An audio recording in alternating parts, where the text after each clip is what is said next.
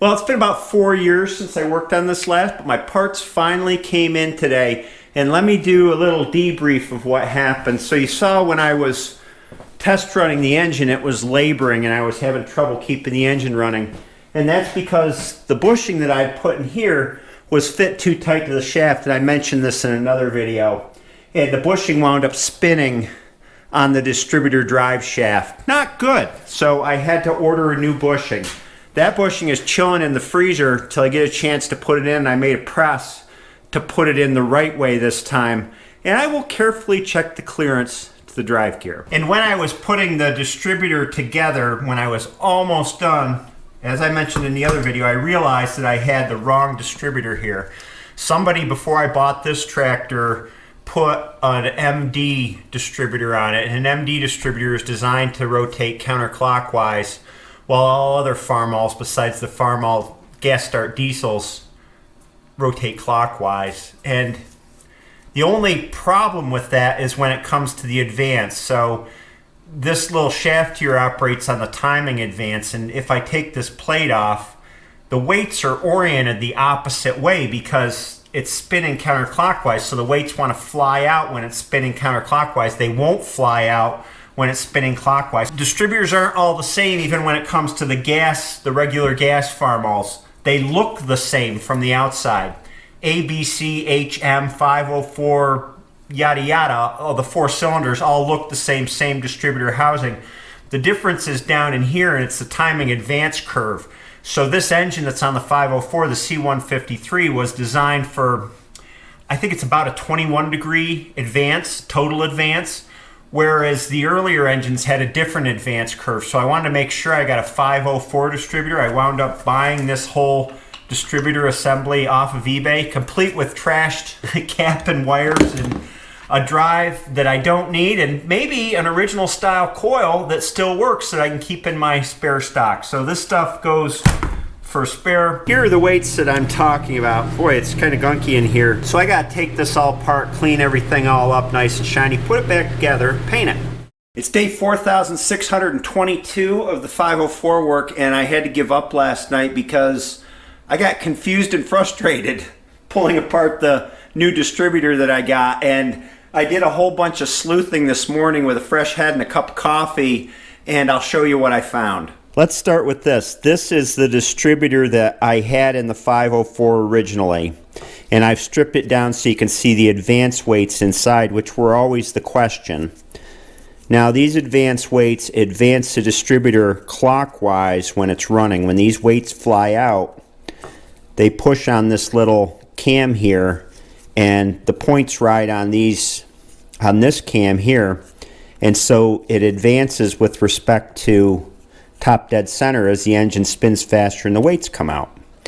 This is the distributor that I bought off eBay, and it also advances clockwise. If it were an MD, it would be spinning counterclockwise. Remember, I thought this distributor was out of an MD, and it doesn't advance counterclockwise, so I was wrong about that. So this made me really confused, and the next thing I did was I checked the codes off of the distributor. They ran a whole bunch of different distributors in Farmalls, and I'll show you the tables of them here in a second. But you find the distributor code down here on this flange, and you want to look at the first 1 or 2 letters of the code because there's a whole string of numbers here. This is an AF distributor that came off of the 504. The replacement that I bought is a JK distributor. So, looking at the INT guide at all the distributor codes, the AF was one that was originally on the 504, and then it's got the advanced data down here for this AF distributor. Now if I go over here to the INT guide for the letter series tractors, Cub A through M and the Super Series, if I look, that J distributor type that I got off of eBay fits Super M's, Super H's, Super C's, and I think that's it. So the distributor that was on the 504, which is an AF, looking at the book here, its maximum advance is 10.5 to 11.5 degrees at 1100 RPMs. Now you have to double that at the flywheel because the distributor is rotating half speed. So this would be 22 to 23 degrees advance at 2200 RPM. The distributor that came off of eBay, the J series distributor, at full RPM is a 30 degree advance at 1600 RPMs. So that's the difference in the distributors. It's the advance curve and the total advance, which varied by tractor model. So taking all that into account, I can't guarantee I've got the right advance springs in this, but I know that everything else is right in the original distributor that I had on the 504. What else made me suspect that it was different and go out and buy another distributor? I'll show you. This is the style of points that was in the 504 when I bought it, and I've kept them the same style ever since. It's a weird set of points. It's got an offset end here, which I haven't seen on any other Farmalls. And then the rubbing block here is facing this way. That tells me that this is designed for a counterclockwise distributor because you want that rubbing block to be facing away from the rotation of the cam that it's riding on. This is a set of points off of just about every other Farmall that I've worked on. They're standard. There's no offset to this side.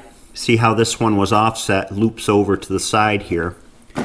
And the rubbing block on this is designed for a clockwise rotation. So as the cam is rotating clockwise, the rubbing block is oriented away from that rotation. And to add insult to injury, the distributor that I got off of eBay isn't in as good a shape as the one that's actually was in the 504. Somebody bent the end of the shaft driving the spring pin in. So if you spin this shaft, the drive gear that goes on it, you can see a wobble in the drive gear because the very end of the shaft is bent. So no guarantees off of eBay, right? Also, the cam is all worn here where the weight's right on it. Sometime in the past, the weights had jumped off of their normal plane of movement and worn into the ears on this.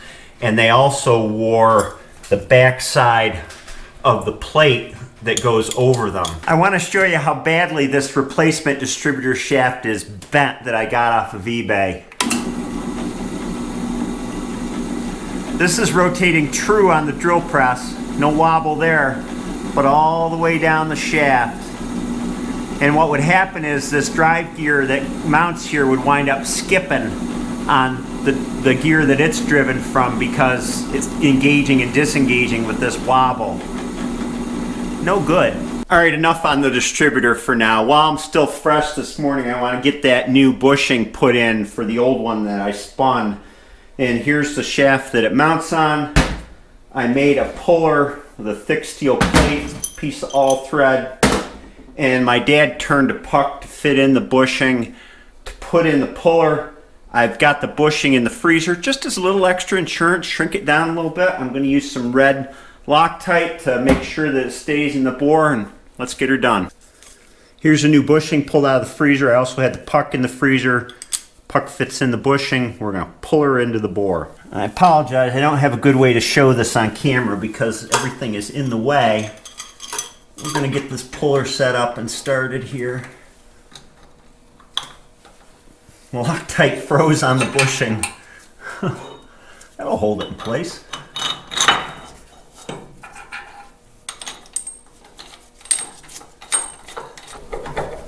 You gotta be straight.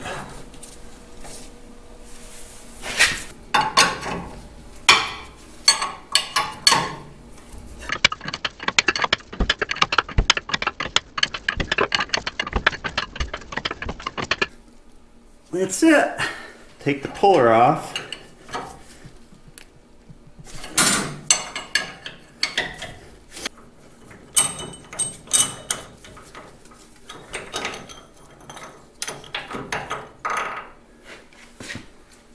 There's our new bushing in there. Went in nice.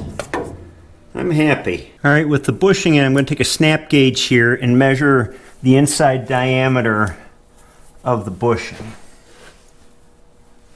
Get in there straight. Just check it around the bushing. There we go. And then we take a micrometer and measure what our snap gauge captured here. 1.991 inches for the bushing inside diameter. Then we measure the shaft that rides in the bushing, and that is 1.998. So here's my measurements. And it means that I gotta take, to get the spec clearances, 1.5 thousandths to 2 thousandths. And I'm already 7 thousandths too big with the shaft, so I gotta take 8 to 9 thousandths off the bushing to get the spec clearance. I'm gonna have to hone it. Oil up the bushing a little bit. Hone in here. This is going to be a lot of honing. We're just going to have to hone and measure and hone and measure.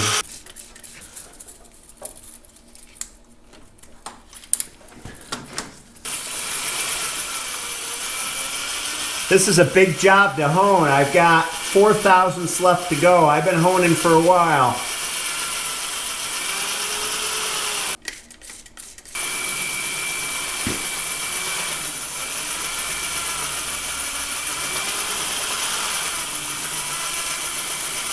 All right, according to my instruments, the bore's at 2.000 now, and the shaft is 1.998, so we should have our 2 thousandths in clearance. I'm going to test fit this in here. Oil everything up first.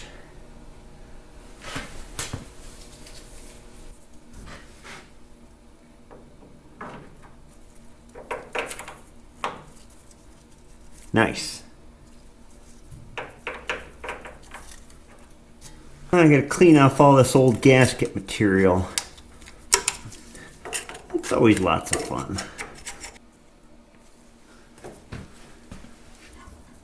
Next we'll put the rest of the governor assembly on the shaft, starting with this sleeve, then the thrust bearing.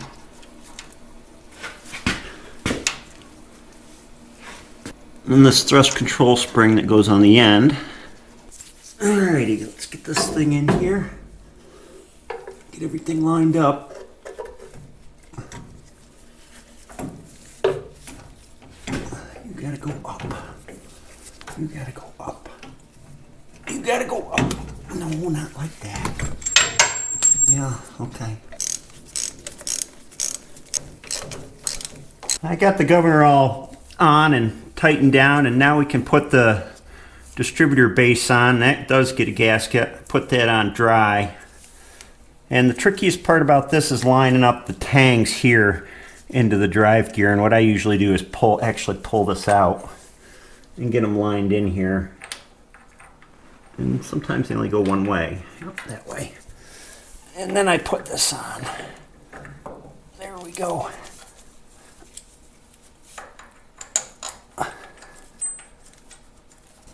Put this top bolt on. This base is designed to rotate clockwise, counterclockwise to adjust final timing on a magneto, but you don't need that with a distributor because you can rotate the distributor itself. So we just bolt her on here straight.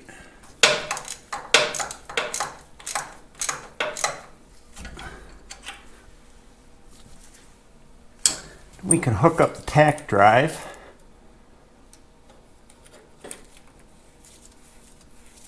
Hook the wires back up to the coil. This first one that goes into the resistor is the regular ignition power. Goes through the resistor to drop it to 6 volts before it goes into the coil.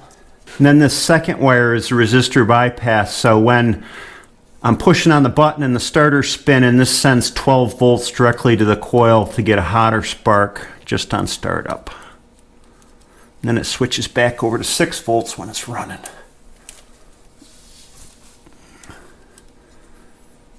Next I can put the rest of this distributor back together. The weights are all in, the cover's on the weights. And this is the only piece of the salvage distributor that I bought that I'm going to use, and that's the breaker plate, or the plate that the points and the condenser are mounted on. This here is the old one that was in there. And I believe that this is the only part of the distributor that actually came out of an MD or a Super MD. This is the plate from the eBay distributor that I got, and the post is in a slightly different location. The post is slightly closer to where the other side of the points mounts. And so that's the only difference. If I go with this plate, I can use a normal Farmall set of points that's on all the other Farmalls that I own, and it fits. If I use these points, these normal points on this plate that was in the 504, it doesn't work. See how they're offset? And that's why I have to use the special set that's got the offset points in it. It's weird, but I guess it's good to know that at least I got something out of that distributor that I bought. And I'll have a lot of spare parts for other things. So I'll just go ahead and assemble this. I got to put these straps on, screw the plate in place. Here's the other one.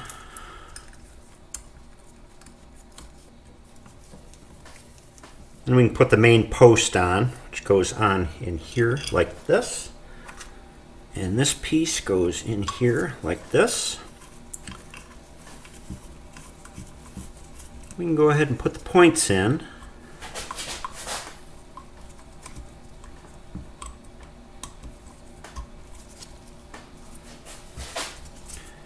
That up on the lobe.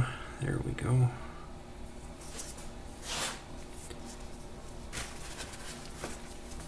Put the other side of the points in.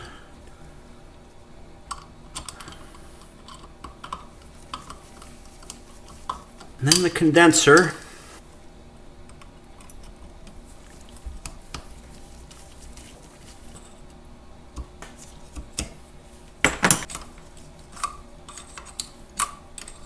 And then to set the points, we just run the rubbing block up to the high point of the cam here, and then set the gap to 20 thousandths with a feeler gauge. And finally, we'll just put a touch of cam lobe grease on the points to lubricate them here. Incidentally, these certainly do wear down. Here's an old set, and it's worn down to pretty close half to what it started out on the wear shoe there. And the gasket, dust shield. Oh, we got to put a couple drops of oil in there. This oil's the advance cam. You just need a little bit in there. Drips down through the felt. And the rotor. And she's ready to go. Now I got to pull the plugs because I'm putting new plugs in, and I got to get the timing to top dead center #1 cylinder of the compression stroke.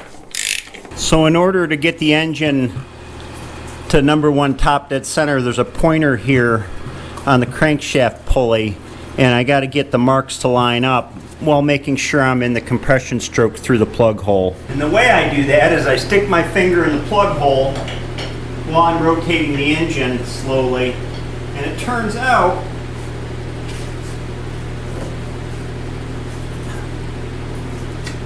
I'm on the compression stroke. Hear the air coming out. So now I just need to find the timing mark on the crankshaft pulley. Then I'll know I'm at the top of the stroke. Alright, I got this to #1 top of compression stroke, top dead center. There's a mark on the flywheel that's right aligned with the pointer. You can barely see it, but it's there. Next, I got to get my distributor set up so it's also in the #1 firing position. And we're just going to rough do it, but let me get this here. #1 cylinder is identified by a 1 on the cap. Couldn't be easier. You want to open up the cap and turn the rotor around till it's on that. Boy, it's got quite a snap to it with the new points in it. Till it's on that #1 firing position. And it doesn't have to be exact because you're gonna fine time it once the engine is running. And that's where I need to be. And now, without turning the drive gear on the distributor, we want to slide it in. So #1 is kind of at the 2 o'clock position. There we go. We'll put this clamp on and tighten it up a little bit. There we go. Hook up the lead coming from the coil. Put in a new set of plugs. These are Autolite 3116s gapped to 23 thousandths, which is spec a little bit different. 25 is usually the spec for the older Farmalls. That's my memory anyway. I could be wrong about that. Wouldn't be the first thing. And we got a new set of plug wires. Start with number 1 here. And then number 3. 1, 3, 4, 2 is the order. And then number 4 and number 2 is last.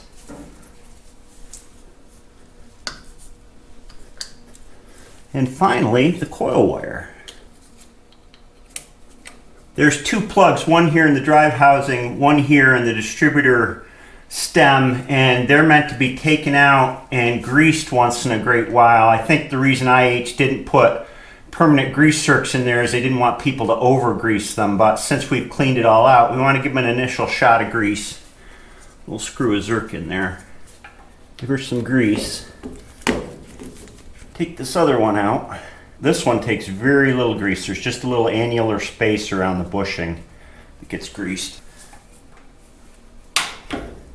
And actually it should shoot out the other side when it's full. There it went. No space for fumble-fingered Fred in here. It's a good place for nimble-fingered Ned.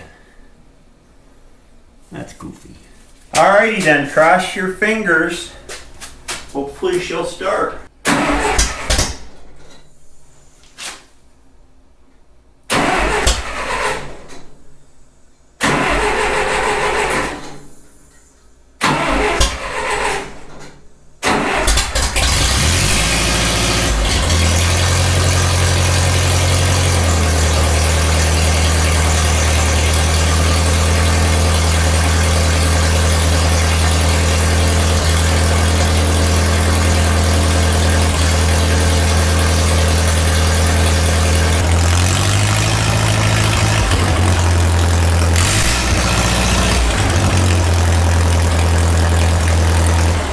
You can tell my timing wasn't right for a while. I've been getting some backfiring through the air cleaner and oil's dripping out, but we'll fix that. I got 2 things I got to do now. I got to set the throttle because of the governor work. Feels nice and tight, by the way. Set low RPM and high RPM, and the other thing I got to do is put a timing light on it and adjust the timing. So in order to check the timing, I have a timing light here. It's an inductive type. I hook to the first number 1 spark plug wire here. It's also hooked to the battery for power.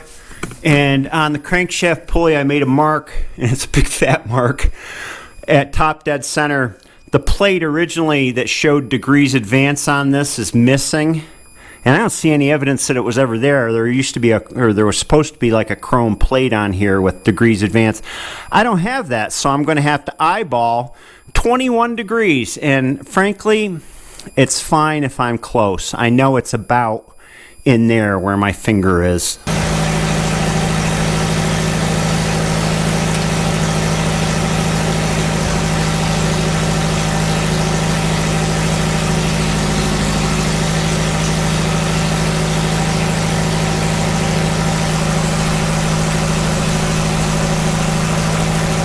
The next thing to do is adjust the idle speed, and right now with the throttle all the way shut down, it's running at about 1600 RPMs, and it should be down. Well, the book says 4 to 450. I'm happy with 600 if I can get it to that. And by the book, the way to do that is to disconnect the governor arm or the throttle shaft to the carburetor and do the adjustment there. If I take this rod here, you can see it now, push it all the way back toward the carburetor and push this arm all the way back, the 2 should line up. It's not coming back quite far enough. So I gotta thread this clevis out to get it right. This is lengthening the rod so I can get the things to line up here. This will ensure that the throttle butterfly in the carburetor closes down to idle when the governor's not telling it to give it gas. That's good right there. So I've got these lined up. When they're both at the back end of their travel, they line up. We'll go ahead and put the pin back in. The next step is to adjust this screw here, which is the governor speed adjustment screw with the engine running. And I want to get the engine to high idle speed and set it there. It turns out high idle speed by the book on this no load is about 2200 RPMs. So I'm going to start it up and adjust this. So I've adjusted the screw on the governor to get the high idle that I want, about 2200 RPMs. And the tractor's not idling down like it should, 500 RPMs, whatever. And I messed with the linkage here to the governor, and that doesn't change it. So it's got to be the idle screw, the idle stop screw on the back of the carburetor. So we'll start it up and adjust it.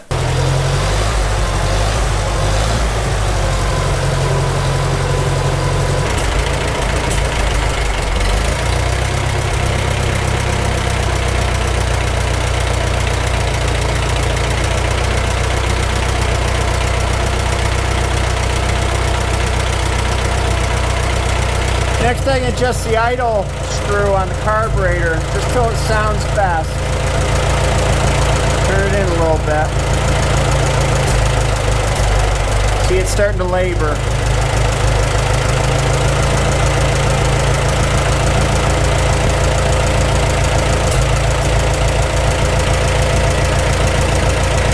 Sounds good to me.